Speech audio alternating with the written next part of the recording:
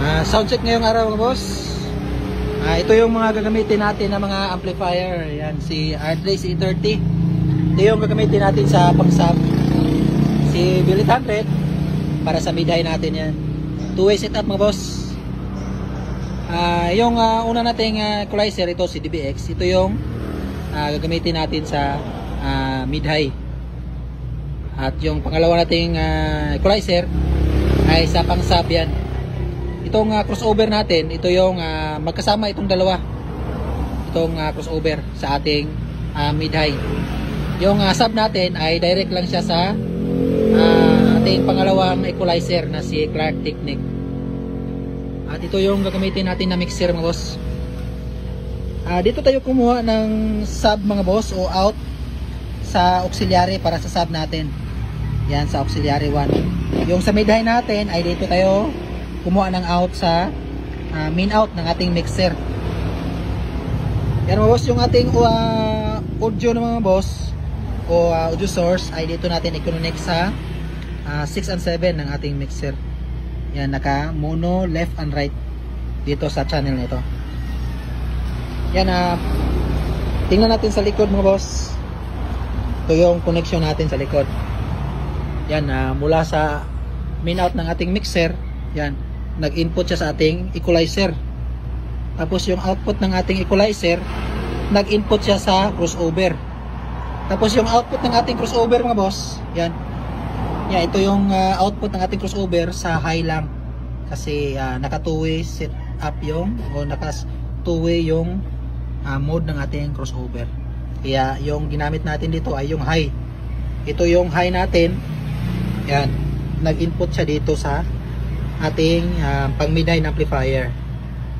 Yan, naka mono lang siya mga boss. Kaya naka parallel mode yung ating amplifier sa mid-high. Dito naman sa ating sub mga boss, yan, dito sa auxiliary. Ito yung auxiliary. Yan, ito yung kanyang kable. Yan, nag-input siya dito. Yan, sa channel A. Tapos nag-link sa channel B.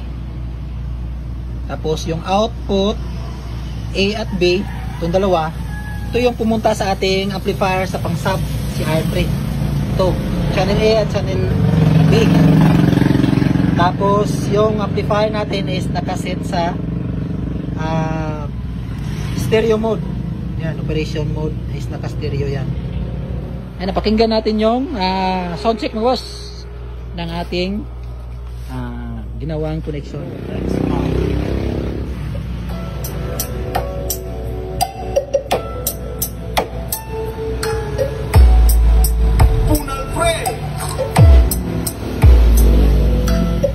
Ito yung sub natin dito mga boss, auxiliary. Ito yung main.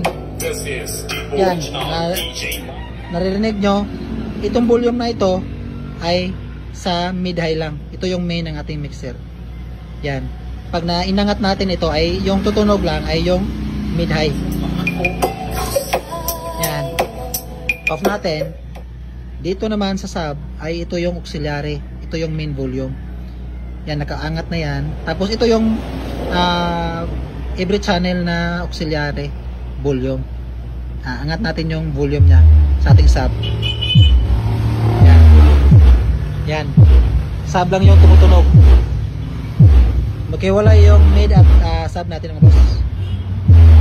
Buksan natin yung mid-high.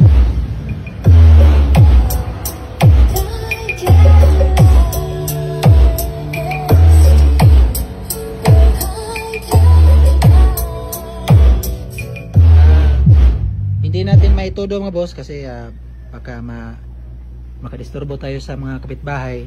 Yung tamang-tama lang.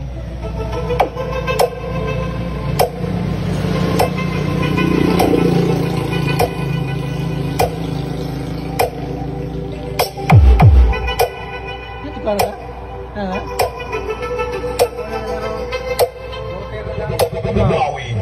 Remix.